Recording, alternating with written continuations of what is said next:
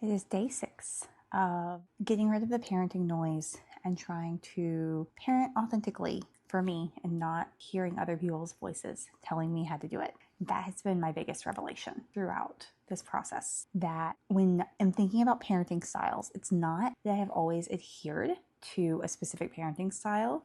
I haven't, but instead that I constantly hear the voices in my head of people judging me because I'm not parenting according to their style. I hear these voices in my head and then I judge myself as if I agreed with them. And I don't usually agree with them.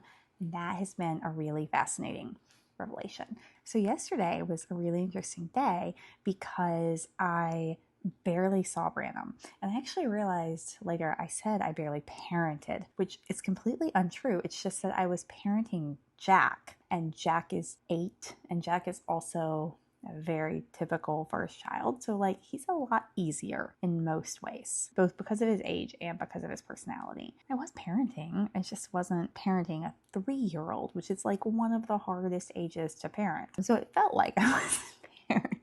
Anyway, I was very conscious yesterday when I chose not to come home early from work and get work that I needed to get done and spend that time with her, that I was not going to let myself feel guilty about that decision. And then today, I actually stopped doing some work that I needed to do so that I could spend extra time with her. And that was also because it's what I wanted to do. And that was really cool because being able to like make the opposite decision 2 days back to back and feel good about both of them is a really big step because I've become so much more aware of these voices. I'm talking about a lot over on my Substack. I'm noticing it so much. It's a lot easier to step back and say, wait, that's not my voice that I'm hearing. That's someone else's voice. That person's not here. And even if they were, they wouldn't necessarily be thinking these things. And even if they were, I don't care because they're not my thoughts. Game changing.